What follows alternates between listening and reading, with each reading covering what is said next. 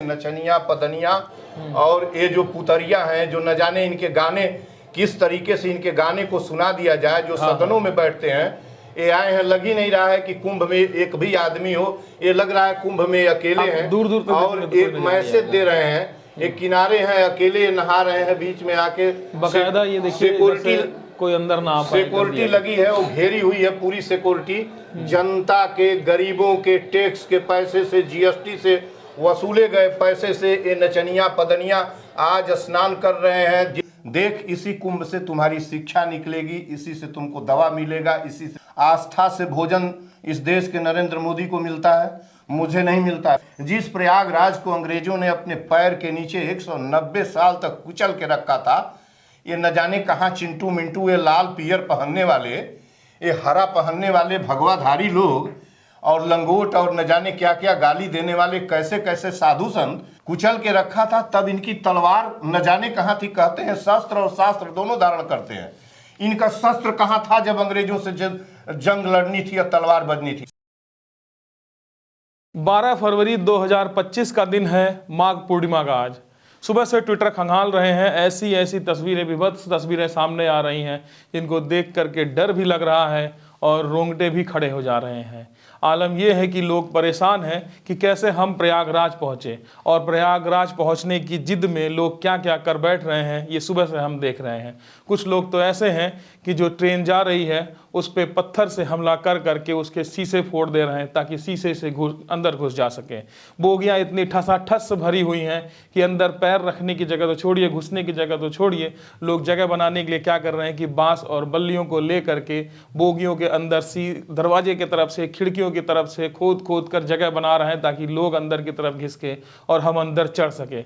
आलम ये है, 29 जनवरी को जब ये हादसा हुआ था तब किसी ने नहीं सोचा था कि आने वाले समय में फिर से हमें वो देखना पड़ सकता है। इस तरह से फिर से वहाँ पर हुजूम और सैलाब पहुँचेगा प्रयागराज में, किसी ने नहीं सोचा था।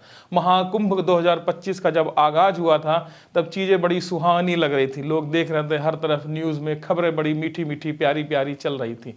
लेकिन जैसे जैसे महाकुंभ के अंत तक हम पहुँच रहे हैं, तस्वीरें बद से बदतर होती चली जा रही हैं।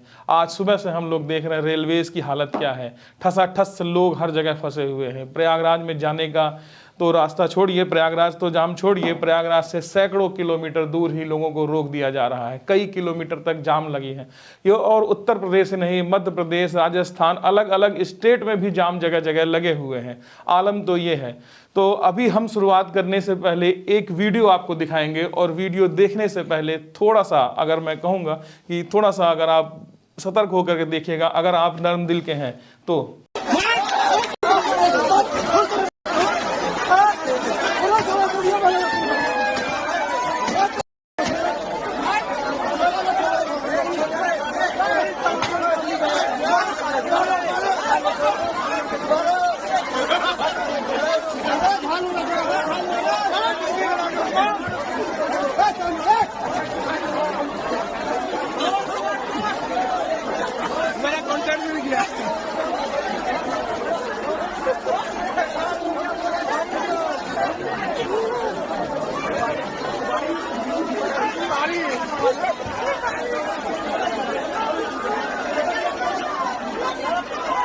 ये वीडियो आपने देखा और हमारे साथ मौजूद अभी डॉक्टर संपूर्णानंद मल, पूर्वांचल गांधी के नाम से जाने जाते हैं। सर, आपने ये विभत्स करने, ये जो तस्वीरें देखी हैं, मतलब बहुत विभत्स तस्वीर है। इस तरह का आज से पहले तो कहीं नहीं दर्ज हुआ कि लोग जगह बनाने के लिए डंडे से ठूस ठूस करके अंदर घुसने की कोशिश करने की जगह बन जाए। तो आप ये बताइए, ये भारतवर्ष किधर जा रहा है? क्या इसी की कल्पना की गई थी आज से 70-75 साल पहले जब देश आज़ाद हुआ था और संविधान लिखा गया था कि लोग वैज्ञानिक मानसिकता को छोड़ करके इस तरीके से एक उसके लिए पहुंचेंगे? या फिर गलत मार्केटिंग है कि 144 साल रटा जा रहा था, हालांकि कोई ऐसा प्रूफ नहीं दिया गया है कि 144, इतने साधु संत, इतने लोग हैं, है ना, बड़े विद्वान लोग हैं, लेकिन किसी ने कोई प्रूफ नहीं दिया कि 144 साल बाद ये आया है। तो लोगों के जहन में ये भरा गया है, इसको आप कैसे देख रहे हैं? वेलकम और शुक्रिया भारत एक नई सोच के एडिटर ब्रिजेंद्र का और पल्लवी का।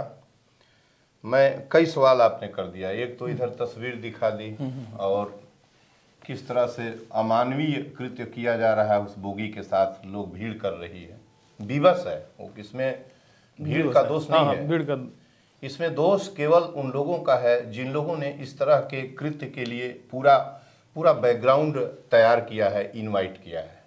आई मीन कि इस देश के ऑनरेबल पीएम और इस प्रदेश के ऑनरेबल सीएम, इन दोनों का ये दोष है। दूसरी बात, आपने एक और इसी में कर दिया सवाल कि देश कहाँ जा रहा है। 70-75 साल का नाम आपने ले लिया कि क्या हमने इसी दिन रात का सपना देखा था या आज़ादी इसी के लिए मिली थी, आपने इस पर भी क्वेरी कर दिया। इन दोनों प्रश्नों पर मैं अभी आऊँगा, लेकिन मैं पहले आपको बता दूं कि ये कुंभ, महाकुंभ उदित कैसे हुआ है और ये महाकुंभ क्या है। ये महाकुंभ अंधविश्वास, अशिक्षा, अराजकता, पाखंड, ढोंग, गरीबी, भय, परेशानी, मौत आप लोगों ने देखा, दुनिया ने देखा, महसूस किया, और अब तक ये एग्जैक्ट किसी ने बताया नहीं कि कितने लोग मरे हैं, इस देश के किसी भी व्यक्ति ने नहीं बताया।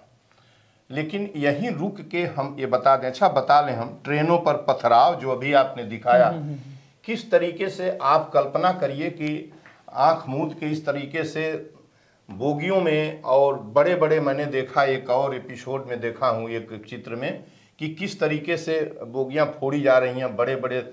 और एक ट्रेन में तो हमको लगता है कि वो ट्रेन हिमाचल जा रही थी, इधर सीमांचल एक्सप्रेस तो अभी दिखाइएगा उस रिकैप को।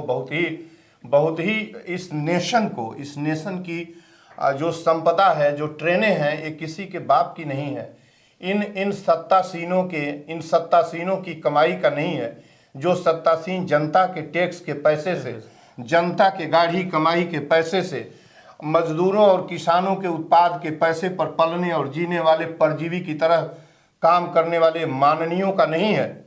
वो लोगों के एक एक कौड़ी जुटा के ट्रेनें दौड़ रही हैं पटरियों के ऊपर, उन पर बड़े बड़े शीशे। आज इस नौबत पर पहुंचाने वाला ये इस देश का ऑनरेबल प्रधानमंत्री है। इस देश में मैं कहने की कोशिश कर रहा हूं, और चूंकि होस्ट स्टेट है उत्तर प्रदेश, तो जोगी भी उसके लिए बराबर रूप से योगी आदित्यनाथ जिम्मेदार हैं। इस तरह के बात को करा के आप क्या कराना चाहते थे। मैं बार बार सवाल डिबेट में करता हूं कि जो जनता पढ़ी लिखी नहीं है वो आपके बताए बात पर चलती है। आपके मीडिया जो नैरेटिव गढ़ेगी, जो वहां जाइए स्वर्ग में जाइएगा, अद्वितीय स्नान, 144 साल बाद स्नान, जो आप कह रहे थे कि 144 का, वो तो अनसाइंटिफिक बात है। अच्छा, किसी लफंगे ने निकाल दिया है। एक मैं सवाल जोड़ूंगा। जैसे अभी धीरेन्द्र शास्त्री बयान आया था कि जो वहां मरेगा उसको मोक्ष मिलेगा, तो क्या कहीं इससे लोगों के जहन में एक मैसेज गया कि चलो चलना है, भगदड़ मचे, जो मचे, मर भी गए तो क्या हुआ, मोक्ष मिलेगा। ये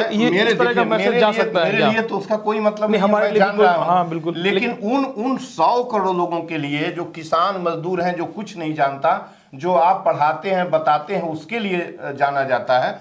धीरेन्द्र का वो स्टेटमेंट इस हत्या के लिए, धीरेन्द्र सीधे हत्या को सही बता रहा था। धीरेन्द्र हत्या के लिए आने वाले समय में भी मोटिवेट कर रहा था। धीरेन्द्र को चाहिए था कि वो आत्मोत्सर्ग करता, उसमें मरता या उसको मारा जाता, डुबाया जाता। अच्छी बात तो ये होती कि धीरेन्द्र को डुबा के मार के, और तब स्वर्ग का जो लेबोरेटरी में परीक्षण होता है कि स्वर्ग का एक परीक्षण होना चाहिए था। अच्छी बात तो यह है यदि उसने कहा डाइवर्ट हो जाएगा इशू से, मैं उन जगह पर आना चाहता हूं जहां डिबेट हम ले चलेंगे। तो ये इस पूरी सिस्टम को तोड़ा गया। किस बात के लिए इसको महाकुंभ नाम दिया गया, क्यों आयोजित किया गया महाकुंभ, अब मैं बताता हूं। दरअसल में ये जो महाकुंभ का आयोजन है, महाकुंभ नाम दिया गया, इसकी जरूरत न पड़ती। यदि भाजपा 400 का अंक या 372-73 का अंक पा गई होती अयोध्या में राम जी के टेम्पल बनाने के बाद, भगवान को जिंदा किए थे नरेंद्र मोदी। यदि भगवान इनका जिंदा होके 350 दिलवा दिया होता, 450 दिलवा दिया होता, 300 नहीं 373-74 भी दिया होता, तब ये बिल्कुल वो महाकुंभ नहीं होता अयोध्या का। इसको मैं बताने की कोशिश कर रहा हूं कि इनकी पराजय, पूरी तरीके से पराजय, रामचंद्र ने इनको गाड़ दिया, ठीक से गाड़ा कि हाँ ये लीजिए आपका ये प्रसाद है। तो फेल्योर जो इनका हुआ, जो डिमाइस हुए ये पूरी तरीके से अयोध्या के राम टेम्पल को लेके पूरी तरीके से, अरे यार वतन के गरीबों की यह पैसा एक एक कौड़ी आदमी कमा रहा है।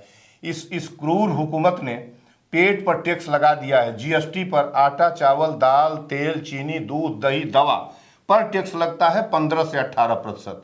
एक मजदूर यदि 400 रुपया कमाया, 100 करोड़ लोग पर डे मजदूरी करके अपना जीवन, अपने माता पिता का पेट भरते हैं, अपने बच्चों का परिवार पालते हैं। 100 करोड़ लोग, जिसमें 80 करोड़ कंगाल हैं और 22 करोड़ कुपोषित हैं। 400 रुपया किसी ने मजदूरी कमाई तो उसका 15% हम जोड़ लें, 15 चौको 60। एक क्रूर बेईमान 60 रुपये उस मजदूर का ले लेता है टैक्स के रूप में, जो सड़कों पर मजदूरी करके अपने परिवार को पालता है। इसके बराबर क्रूर कोई, देखिए डेमोक्रेटिकल टाइप ऑफ गवर्नमेंट इस देश के अंदर रही आज़ादी के पहले, ठीक है ना, ठीक है ना, मोनार्चियल गवर्नमेंट थी यहाँ नॉन डेमोक्रेटिक गवर्नमेंट थी। किसी राजा का उदाहरण बताइए जिसने आटा, चावल, दाल, चीनी, दूध, दही, दवा आदि पर टैक्स लिया हो। शिक्षा और चिकित्सा तो निजी था, उस पर तो राजा भी लेते थे, मान लीजिए नहीं, वो दूसरी इस पर नहीं लेते थे। आपको बता दें, मैं हिस्ट्री का स्कॉलर हूँ। अच्छा, इस पर कभी भी टैक्स नहीं लिया गया। एक राजा ऐसा भी हुआ, बादशाह हुआ मिडिल एज में आके, जिसने एक राजा अशोक, जिसके अभिलेख में लिखा हुआ है कटे 8 भागिये च, जो टैक्स था वो 1/6 से 8वां कर दिया। जब वो बुद्ध के बर्थ प्लेस पर विजिट किया तो उसने बुद्ध के जन्म स्थल पर लुम्बिनी और उसके सराउंडिंग इलाके में, यानी अपने राज्य में, उसने 1/6 से 15 छक्के 90 लगभग 16.5% से उसने जो है टैक्स 12/96 लगभग 12.5 पर उसने कर दिया, 8वां भाग कर दिया। कटे 8 भाग ये इंस्क्रिप्शन में है, लुम्बिनी इंस्क्रिप्शन में। दूसरी बार जब मिडिल एज में, आप अलाउद्दीन खिलजी का नाम सुने होंगे, शायद सुने हो। लोगों को बता दें, एक राजा हुआ जिसने मार्केट कंट्रोल किया, कोमोडिटीज को कंट्रोल किया कि इस रेट से ज्यादा तुम बेचोगे तो सख्त कार्रवाई होगी।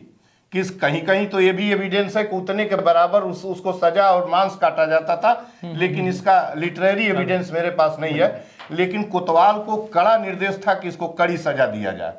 तो मार्केट कंट्रोल तो है, लेकिन इस जालिम ने उस पर भी लगाया। तो अयोध्या में इतने लोगों की आह थी, राम जो पत्थर से ला रहा था उससे काम। तो अयोध्या में जब पराजित हुआ, इसकी सत्ता पराजित हुई बाकायदा पूरी तरीके से, तब इन्होंने एक नया जगह निकाला। अच्छा। कि अब कुंभ को, एक मिनट, अब कुंभ को ओरिजिन जो बेसिकली हुआ है, अब कुंभ का ओरिजिन इन्होंने महाकुंभ नाम दिया। और न जाने अकूत पैसा, बड़े बड़े होर्डिंग, इलेक्ट्रॉनिक होर्डिंग्स आप देखे होंगे शहरों में। गोरखपुर में रात दिन डिस्प्ले हो रहा था, स्वर्ग का रास्ता है, मोक्ष का रास्ता, इसका रास्ता, उसका रास्ता, लोग जा रहे हैं, देख रहे हैं। इस पर रुपया लोगों के कमाई का, लोगों के पसीने का, टैक्स का गल रहा था।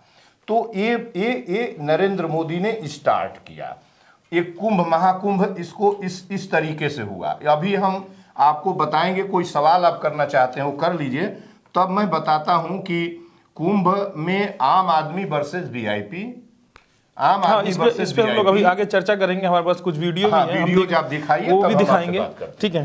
तो एक वीडियो और देखते हैं इसी पे, दिखाइए।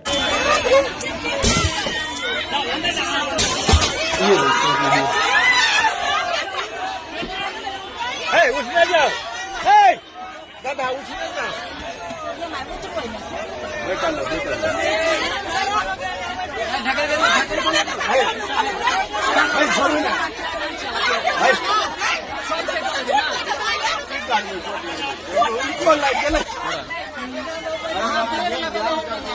मधुबनी जंक्शन,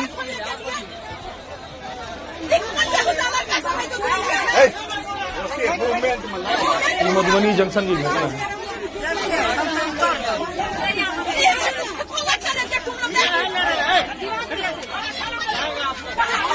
अरे गेट पर खोलवाइए ना, वहाँ गेट से वहाँ नहीं जाने देते।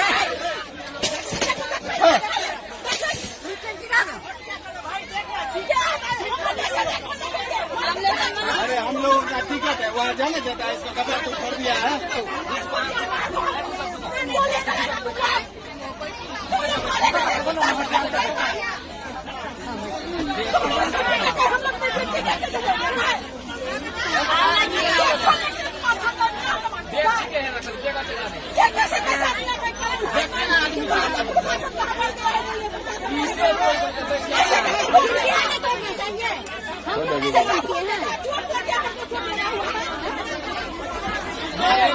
ट्विटर पे ट्वीट कर दी थी इंडियन रेलवे के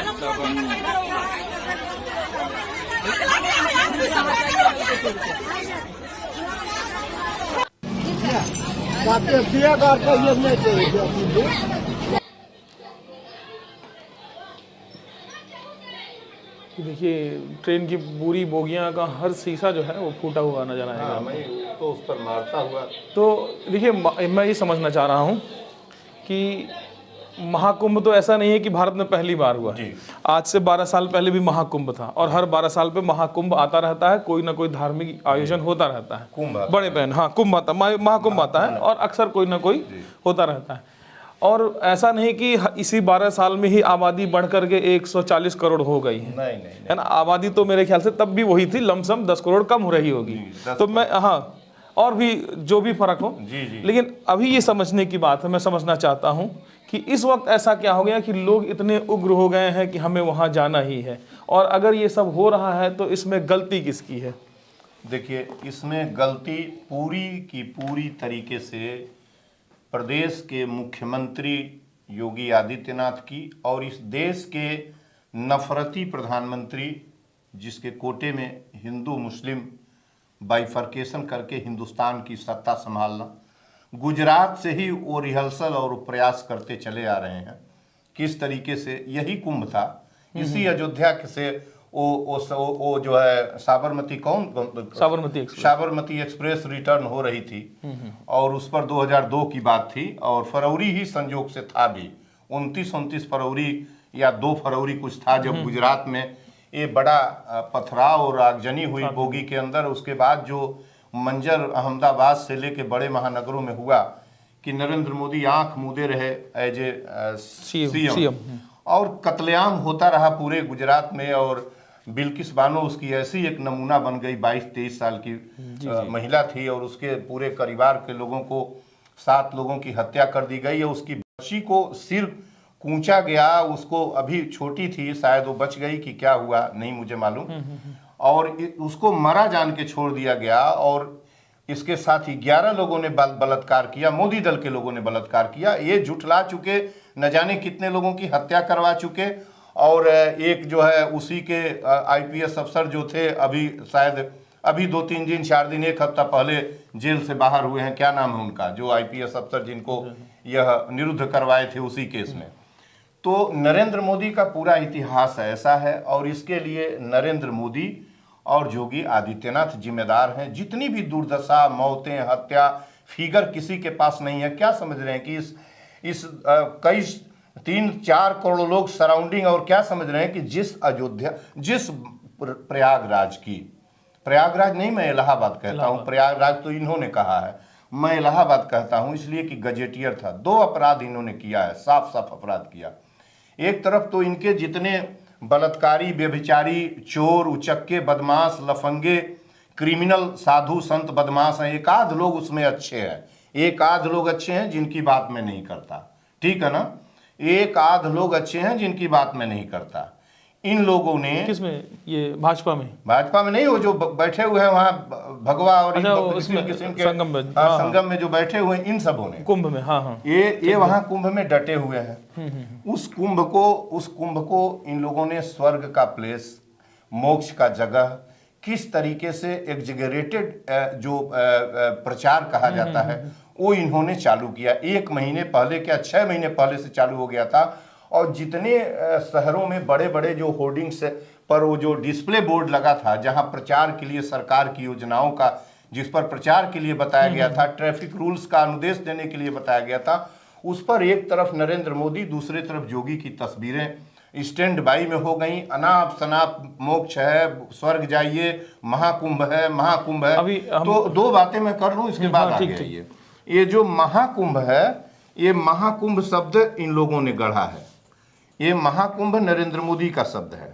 महाकुंभ तो नरेंद्र मोदी से पहले कुंभ पहले था, महाकुंभ आप सब महाकुंभ भी था। नहीं, कुंभ तो हो ही रहा था। कुंभ हर साल होता है और 5 साल पर कुंभ होता है। महाकुंभ 12 साल में अब हाँ, एक महाकुंभ होता है। हाँ, हाँ। लेकिन जो जिस रूप में आज का महाकुंभ इन्होंने प्रदर्शित किया है, 144 हाँ, साल बाद इन्होंने लोगों में, उन लोगों को जो केवल दृश्य देख के अपना विचार बनाता है, पढ़ा लिखा नहीं है, पढ़े लिखे लोग भी हैं, पढ़े लिखे लोग वीआईपी हैं जो वहां गए हैं। दो तरह के लोग गए हैं वहां, 3 तरह के लोग गए हैं। एक वीआईपी गया है, एक वीआईपी गया है, पूरी सुख सुविधाओं से सुसज्जित रेस्तरां बना हुआ है वहां, उनके लिए हेलीपैड बना हुआ है, 2 हेलीकॉप्टर ऊपर आसमान में बराबर रन में कर रहे हैं, उड़ रहे हैं। एक वो लोग गए हैं।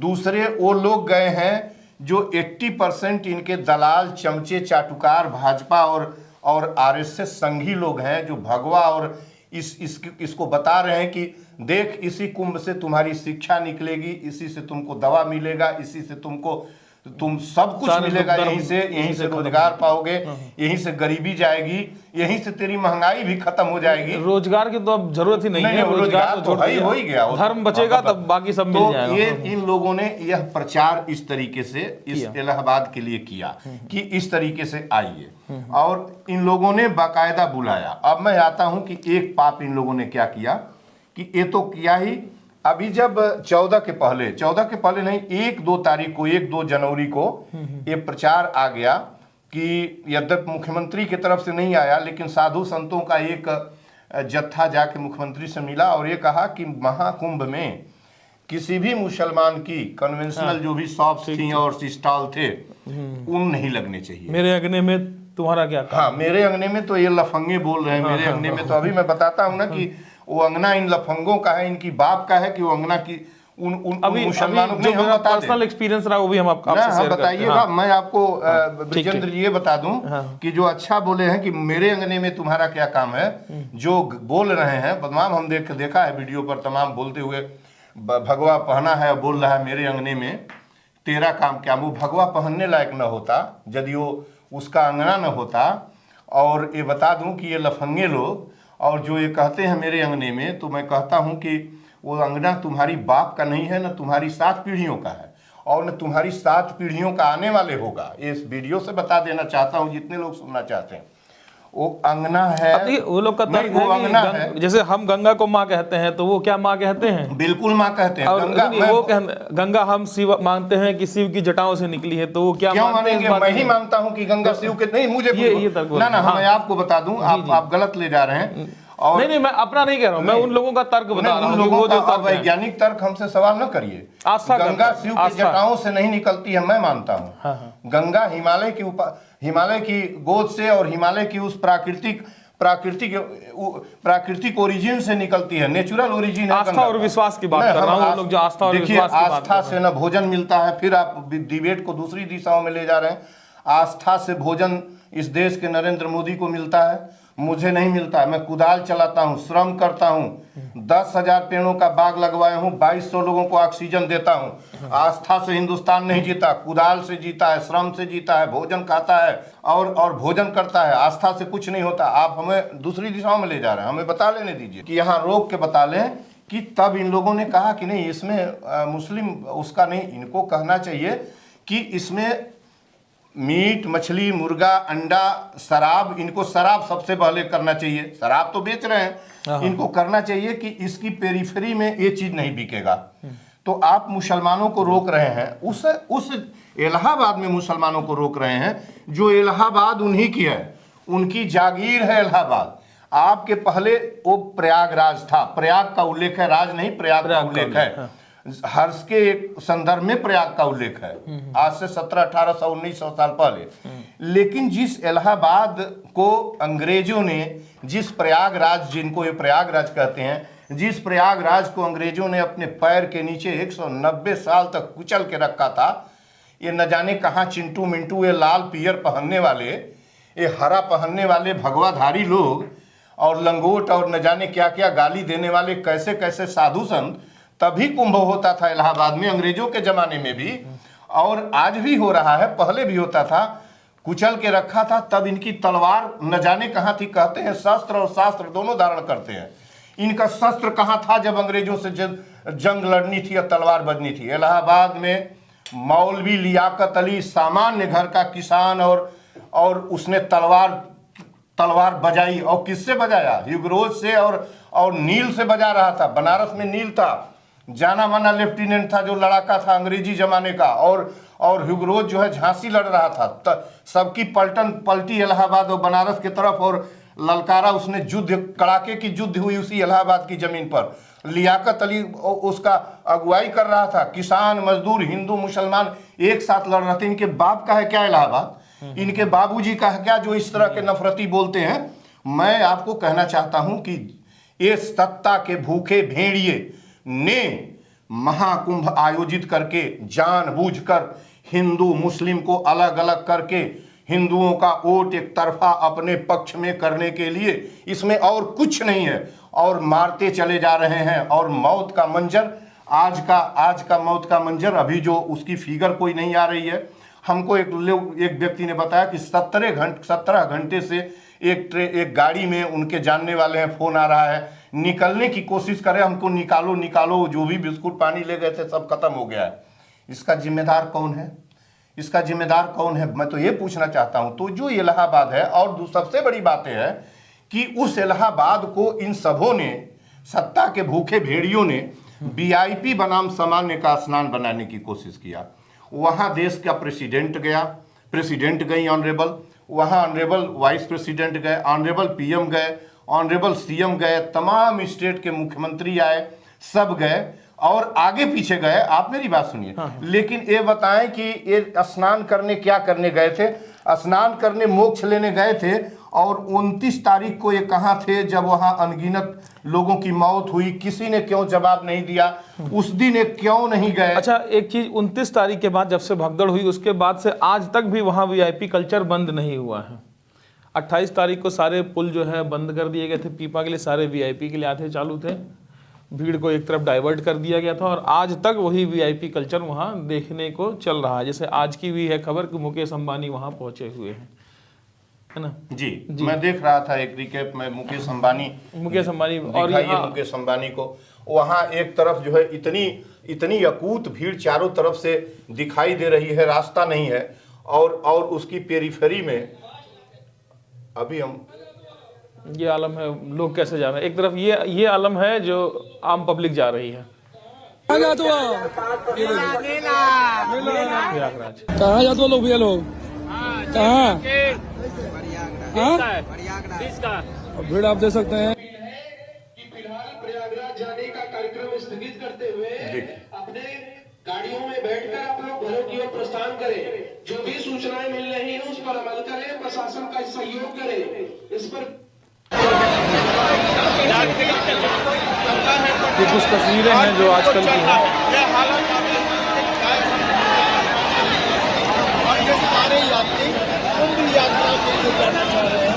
इस महाकुंभ का आयोजन क्यों किया गया? जिस इलाहाबाद की कैपेसिटी स्टैंड बाई में हो या गाड़ियों से हो तो 20-25 लाख लोग को पचा सकता है इलाहाबाद शहर। इलाहाबाद शहर झूसी को किनारे करिए, चूंकि गंगा के इस पार पड़ता है, इस पार पड़ता है। तो उस पेरीफेरी में, इलाहाबाद की पेरीफेरी में 20 से 25 लाख लोग रह सकते हैं। ठीक, खड़ा होके कहीं से आप जुटा लीजिए एक साथ। उसके बाद आप कह रहे हैं कि एक दिन 6 करोड़ लोग स्नान करेंगे, आप फोरकास्ट कर दिए थे। अच्छा, इस पे मेरा एक सवाल था आपसे कि जैसे हम पत्रकार अगर जाके दिखा देते हैं कहीं कि यहाँ मिड डे मील खराब बन रहा है तो हमारे ऊपर FIR हो जाती है। लेकिन इस तरह से, जिस तरह से प्रचार किया गया है कि 40 करोड़ लोगों की व्यवस्था है, आ सकते हैं, और 100 करोड़ भी आ गया तो हम संभाल लेंगे, उसी में मर गए लोग, और 10 से 12-15 करोड़ लोग पहुंच गए एक साथ, तो ये हुआ कि कई जगह भगदड़ की खबर है, कितने लोग मर गए और आज तक कितने लोग मिले नहीं जी। हैं। तो इस पे किसके ऊपर कार्रवाई होनी चाहिए, नहीं होनी चाहिए, जवाबदेही मेला के आयोजकों पर होना चाहिए। लेकिन वादा तो ये जो पब्लिक में जो वादा किया गया था ये आयोजक ने नहीं किया था। ये तो नहीं, पब्लिक में मेला के आयोजक बने प्रधानमंत्री और उत्तर प्रदेश के मुख्यमंत्री, इनके ऊपर मुकदमा होना चाहिए और स्पष्ट रूप से होना चाहिए। करेगा कौन? मशीनरी उनकी है, सभी उनकी है। लोअर कोर्ट में कोई आपका एक्सेप्ट नहीं करेगा, हाई कोर्ट सुनेगा नहीं, न जाने किस तरह के लोग हैं, कैसे हैं। मैं बता दूं कि जब ये बात मैं सुना कि उनकी एंट्री नहीं हो रही है मुसलमानों की, तो मैंने 4 जनवरी को एक पत्र लिखा ऑनरेबल मुख्यमंत्री को लिखा कि आप इसको वापस लीजिए फौरन इस आदेश को, और इलाहाबाद उनका है, इलाहाबाद और किसी चिंटू मिंटू का इलाहाबाद नहीं है, उन लोगों का है जिनको फांसी के फंदे के लिए, फांसी का फंदा 1857 के पहले था नहीं, आपको पता ही है। और उसके बाद 1861 में जब आईपीसी बना तब फांसी का प्रावधान हुआ और फांसी घर जगह जगह बनाए गए। इलाहाबाद फांसी के फंदे में तब्दील हो गया था, अवध की डालियां फांसी के फंदे में तब्दील की, जहां बेगम हजरत महल की तलवार लखनऊ में बाज रही थी। इसी इलाहाबाद इसी फैजाबाद में मौलवी अहमद उल्ला लड़ रहा था, जिससे अंग्रेज थर थर कांपते थे। पुआए के राजा ने उसकी हत्या करवा दी साजिश करके। मैं इन लोगों को कहने की, तथाकथित हिंदुत्व के हुड़दंगाइयों को कहने की कोशिश करता हूं कि ये नफरत आपने इलाहाबाद में जब सैकड़ों लोगों को इनवाइट किया तो आपका कलेजा नहीं दमा कि इतने लोग आ जाएंगे तो मौतें हो जाएंगी, और पुलिस क्या करेगी, आपका सिक्योरिटी पर्सनल्स क्या करेगा, उसको भी दौड़ने के लिए जगह चाहिए ना, एक जाके जाए, एक महिला एम्बुलेंस जाने के लिए जगह चाहिए ना। एक महिला पुलिस कांस्टेबल का भी उस समय एक वीडियो आया था कि हमसे अब हालात संभल नहीं रहा और फोर्स भेजिए, पब्लिक इतनी ज्यादा हो गई। ये 29 तारीख का वीडियो है जो आया था। अभी उसके बाद का आफ्टर पोस्ट 29 जनवरी एक अभी रिकैप में आपने दिखाया, एक गवर्नमेंट पर्सनल पुलिस का कह रहा है कि अभी आइए मत, हालात यहाँ जो है जगह नहीं आप लोग, और आप इनवाइट कर रहे हैं कि सारी व्यवस्था है वहाँ पहुँचिए। मैं कह रहा हूँ कि इतने लोगों के आने पर वहाँ स्थिति दक्षिण में कटनी रीवा तक लोग हो जाते गाड़ियों के साथ, सतना तक और मैहर तक गाड़ियों को रोका जा रहा है। मैं कल किसी उसमें देख रहा था कि रूट को बंधक रोका गया है। पूरब में आप पश्चिम में प्रतापगढ़ से आगे तक गाड़ियां खड़ी होती, अयोध्या अब पूरब में इनको बनारस तक गाड़ियां मिर्जापुर तक खड़ी होती, उत्तर में जौनपुर तक खड़ी होती। जब 6 करोड़ लोगों का मतलब हुआ कि एक झारखंड स्टेट, 6 करोड़ का मतलब हुआ कि 1/4 ऑफ द यूपी स्टेट हुआ ना, 1/4 ऑफ द यूपी स्टेट। तो आप 1/4 ऑफ द यूपी स्टेट कैसे आप इलाहाबाद में बुला सकते हैं भाई, कैसे खड़ा करा सकते हैं, ये सोचना चाहिए। सबसे ज्यादा तो सोचना चाहिए मेला के जो एक यशस्वी अफसर है विजय किरण आनंद, जो जिनको एडमिनिस्ट्रेशन का लंबा अनुभव है, हम समझते हैं कि 15 साल की सेवा उनको IAS संवर्ग में हो गई होगी, इससे ज़्यादा ही होगी। विजय किरण आनंद कहाँ थे, किस गली में थे, और क्यों नहीं नो सर का जवाब दे, हाँ सर यस सर, हाँ सर यस सर में ये मौतें हुई हैं, जिम्मेदार हो, क्यों नहीं कहे नो सर, इतने लोग खड़े ही नहीं हो सकते, कोई पर्सनल्स नहीं हो सकता। आखिर एम्बुलेंस जाएगी तभी ना किसी को निकालेगी, तो किस रास्ते से जाएगी जिसमें सरसों भी नहीं नीचे गिर सकता था। इन लोगों ने न चाह के मौत का, कोई नहीं चाहेगा कि मौतें हों, चाहे वो नरेंद्र मोदी हैं चाहे योगी आदित्यनाथ हों, लेकिन ये सोचने की जरूरत क्यों नहीं हुई कि हम क्या करने जा रहे हैं। 6 करोड़ लोग कैसे खड़ा होंगे, ये तो 150 पेरीफेरी में खड़े होंगे तो भी नहीं होगा। एक झारखंड स्टेट बनेगा, एक रायपुर का एक स्टेट बनेगा, कैसे हम क्या करने जा रहे हैं। और विजय किरण आनंद क्या कर रहे थे, यूपी का डीजीपी क्या कर रहा था, जो बाद में मेले में जो वहां जा पहले भी गए थे बाद में भी गए थे, क्या करने गए थे, किस बात के लिए गए थे, क्यों नहीं आपका विवेक काम कर रहा था कि इतने लोग कैसे खड़े होंगे, आपका ऑफिशियल्स भी कैसे उनको सेव करेगा, जब दौड़ के बचाना होगा आपका एम्बुलेंस कैसे पहुंचेगा जिसमें सरसों नीचे नहीं गिर सकता है, क्यों नहीं थे, क्यों नहीं आपने सीएम को बताया कि नहीं सर ये नहीं हो सकता, आप इसमें कम करिए संख्या, या आहिस्ते आहिस्ते एक दिन में इतने ही बैरिकेटिंग करके इतने ही लोगों को हम जाने देंगे। आप इस तरीके से मौत के मंजर को क्यों इनवाइट किया गया था। मैं इस पूरी इलाहाबाद में जो कुछ घटित हुआ है, मैं इसको महाविपदा कहता हूं, मैं इसको महामौत, महाकुंभ को महाविपदा और महामौत संबोधित करता हूं। और आफ्टर जो इसका इम्पैक्ट होगा, जो परकशन होगा, वो पॉलिटिकल भी बहुत जबरदस्त होगा। ब्रिजेंद्र जी अभी मैं डिस्क्लोज नहीं करना चाहता, आप देखिए इसका पॉलिटिकल इम्पैक्ट कितना बड़ा पड़ेगा। कोई ना कोई एक सत्ता, दोनों तरफ से जंग हो रही है, इंटरनली जंग हो रही है अमित शाह की और योगी आदित्यनाथ की, कौन किसको। और योगी आदित्यनाथ पीएम बनने के विचार पर लगे हुए हैं, उनको सोच ही लिए कि हम ही पीएम है भाभी, और अमित शाह छोड़ेंगे नहीं वो कुर्सी, और छोड़ना भी नहीं चाहिए, जैसा कि वो मित्रता उनकी है, गुजरात से लेके वहां तक की मित्रता है। अब दोनों में जंग छिड़ी है, और इसमें BL संतोष जो इस समय संगठन के महासचिव हैं, कल देखिए ना कि उत्तर प्रदेश के सीएम बैठे हुए हैं, उत्तर प्रदेश के सीएम लगातार कह रहे हैं कि कमांड में है, हम सारी व्यवस्था की है, बिना किसी से बात किए जो है जोशी, अरे वो जो है इन्होंने भाजपा के कार्यकर्ताओं और मंडलीय अधिकारियों बिहार, मध्य प्रदेश ऐसे लोगों से कहा कि आप लोग जाइए और संभालिए हालात को, खाना पहुंचाइए, पानी पहुंचाइए। कोई कांटेक्ट स्टेट गवर्नमेंट जो, और कल रात में 10 तारीख की रात में 11:15 और बिफोर नून मिडनाइट मुख्यमंत्री ने बैठक की और 17-18 जिलों के लोगों को बताया कि आप संभालिए हालात को, हालात अच्छे नहीं हैं, हालात सुधरने दीजिए, मेला को सुधरने दीजिए। देखिए दिल्ली के महाजंग में ये सत्ता पर पहुंचने के लिए इतने लोगों का मौत का मंजर इलाहाबाद में खड़ा किया गया है। मैं इसको महामौत, महाविपदा, महामौत, महाकुंभ को संबोधित करता हूं। और यह जानबूझकर मौत मारने के लिए नहीं इकट्ठा किए थे, लेकिन इन लोगों को सोचना चाहिए। एक बोरी में 50 किलो भूसा आता हो, उसमें आप कई 100 किलो भूसा, कई कुंटल भूसा कैसे ठूस सकते हैं? आप हमें बता दीजिए, आप बताइए कि कैसे ठूस सकते। इसका आभास नहीं था? संघ लोक सेवा से परीक्षा दे के आए हुए हैं और जोगी जी को इसका आभास नहीं था कि हम किस मनुष्यता की तरफ, क्यों नहीं कहे कि नहीं इस तरह का हम आयोजन नहीं करेंगे प्रधानमंत्री से कि लोग मर जाएंगे। लोग के मौत की चिंता नहीं है, इन लोगों को सत्ता की चिंता है, सत्ता न जाने पाए हम कुर्सियों पर पहुंचे। गलत हुआ है जो कुछ हुआ है। एक तस्वीर और देखिए, वहीं महाकुंभ की ये भी तस्वीरें हैं, जहाँ एक तरफ लोग इतनी भीड़ में हैं।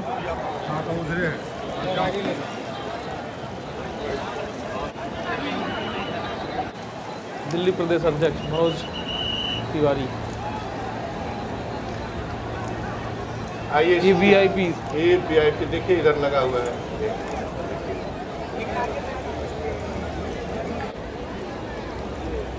आइए, तो ये महाकुंभ हो गया है या नहीं? ये महाकुंभ नहीं के लिए है, जनता के, मैंने बोला ना, जनता की गाढ़ी कमाई और उनके कर पर पलने वाले नचनिया पदनिया और ये जो पुतरिया हैं, जो न जाने इनके गाने किस तरीके से इनके गाने को सुना दिया जाए, जो सदनों में बैठते हैं।